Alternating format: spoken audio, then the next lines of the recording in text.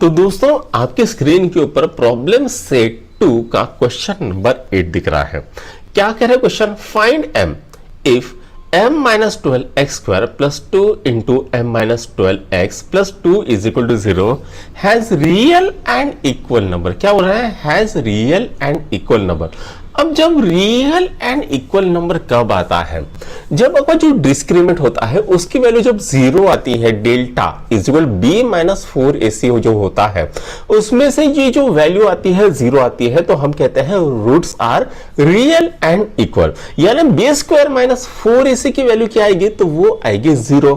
ठीक है, और हमको क्या बोला है? m को फाइंड करो। तो चलो m को फाइंड करते हैं।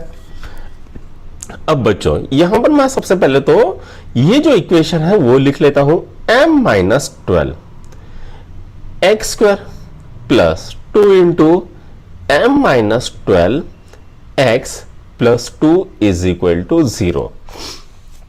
अब हम क्या करेंगे? इसको कंपेयर करेंगे। क्या करेंगे? कंपेयर। ठीक है, विथ किसके साथ? तो general form of quadratic equation है उसके साथ। तो ये क्या है? A X square plus B X plus C is equal to 0। अब a कितना आता है? तो a आता है m माइनस 12। भाई b कितना आता है? तो 2 इंटू m माइनस 12।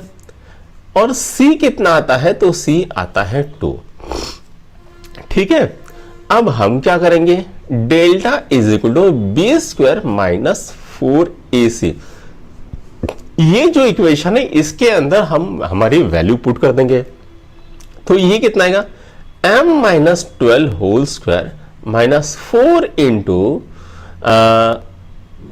सॉरी ये बी स्क्वायर है ना, तो ये कितना है? 2 इंटू, ठीक है, ये 4 इंटू ac कितना है? m माइनस 12 c कितना है? 2।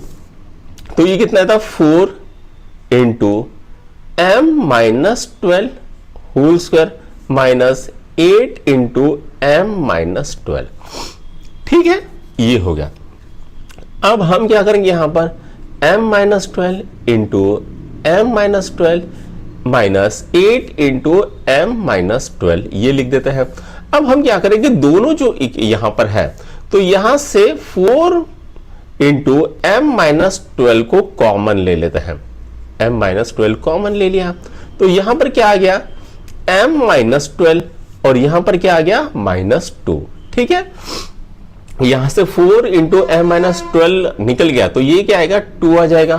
तो ये क्या हो जाता है? 4 into m minus 12 into m minus 14। ठीक है, अब जो डिस्क्रिमिनेंट है वो उसकी वैल्यू कितनी है? तो वो है 0। क्यों? क्योंकि roots are real and equal है। तो बी स्क्वायर माइनस 4ac की वैल्यू क्या आती है? तो वो आती है 0। अब हम क्या करेंगे? यहां पर इसको डिवाइड करेंगे 4 से, तो ये क्या आ जाएगा? 0 is equal to m minus 12 and m minus 14। अब m की यहां पर हमें दो वैल्यू मिलेगी, या तो m इज इक्वल टू 12 मिलेगी और m इज इक्वल टू 14 मिलेगी। अब बच्चों ये जो इक्वेशन है इसके अंदर अगर मैं m की वैल्यू 12 डाल देता हूं, ये 0 हो जाएगा, 0x स्क्वायर। लेकिन क्वाड्रेटिक इक्वेशन में जो a की वैल्यू होती है वो कभी 0 नहीं होती, तो ये हमारा चलेगा नहीं। तो m की वैल्यू कितनी आएगी बच्चों? तो m की वैल्यू आएगी 40। तो यहां पर आपका क्वेश्चन नंबर 8 सॉल्व होता है।